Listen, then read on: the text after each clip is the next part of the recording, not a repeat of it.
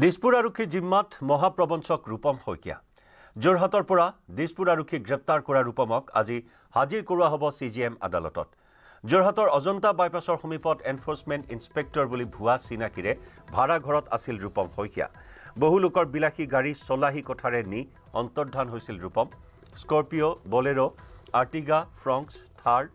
XUV আদি বহু গাড়ী গৰাকীৰ পৰা নি আত্মগোপন কৰি আছিল ৰূপমে ধুৰন্ধৰ ৰূপম শইকীয়াৰ বিৰুদ্ধে ৰাজ্যৰ বহু আৰক্ষী থানাত ৰুজু হৈ আছে গোচৰ বৰপেটা নলবাৰী দৰং চানমাৰী ফটাখিল বশিষ্ঠ পানবজাৰ পল্টন বজাৰ আদি বিভিন্ন আৰক্ষী থানাত ৰূপম শইকীয়াৰ বিৰুদ্ধে ৰুজু হৈ আছে গোচৰ গাড়ী গৰাকীসকলক কেতিয়াবা ট্ৰেভেল এজেন্সিৰ মালিক কেতিয়াবা EPFO বিষয়া বুলি পৰিচয় দি প্ৰবঞ্চনাৰ জাল পেলাইছিল ৰূপমে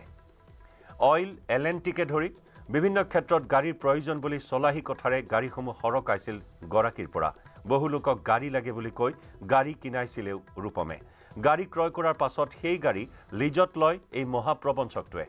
গাড়ী নিয়াৰ পাছত গাড়ী গৰাকীৰে সংযোগ বিচ্ছিন্ন হৈ পৰে ৰূপমৰ গাড়ী গৰাকীয়ে ফোন কৰিলে গাড়ী চুৰি হোৱা বুলি জনায়